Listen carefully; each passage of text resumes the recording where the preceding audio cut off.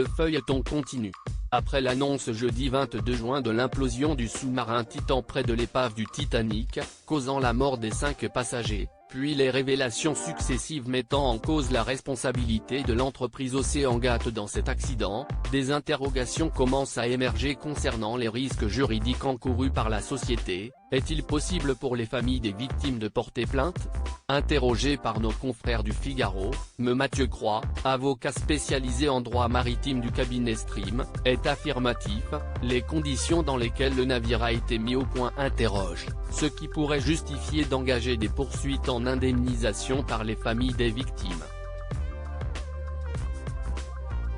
Pour autant, il précise qu'elle pourrait se heurter à plusieurs écueils. L'enquête sur les circonstances de l'implosion du sous-marin dans l'Atlantique Nord a notamment révélé qu'OceanGate avait fait signer à d'anciens passagers des décharges de responsabilité dans lesquelles ils acceptaient les risques encourus, dont la mort. Mike Rice, un producteur de télévision américain, est l'un d'entre eux. Il a raconté à la BBC que, lors de son voyage à destination du Titanic, il avait, en effet, signé une décharge où la mort est mentionnée à 3 reprises sur la première page. Toutefois, en droit français, vous pouvez limiter votre responsabilité sauf en cas de faute lourde, a précisé Mathieu Croix. Et il en va de même en droit américain. Ces décharges pourraient ainsi être contestées en justice pour négligence grave. Autre solution évoquée, les familles pourraient assigner en justice l'assureur du sous-marin, toujours inconnu à ce jour. Les observateurs se demandent cependant s'il existe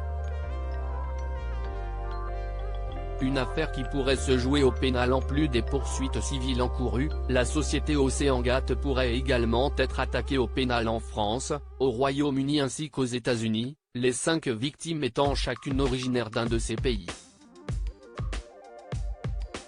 L'une des victimes étant française, ses ayants droit peuvent porter plainte au pénal en France. Les juridictions pénales françaises seront compétentes pour mener l'enquête et éventuellement poursuivre la société et ses dirigeants, a expliqué au Figaro Christophe Nicolas, du cabinet Nicolas et Associés.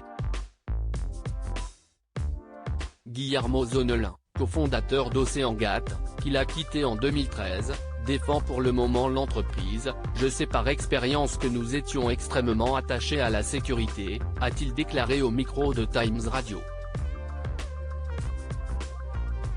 Article écrit en collaboration avec 6 médias. Crédit photo, OceanGate expédition via Bestimage.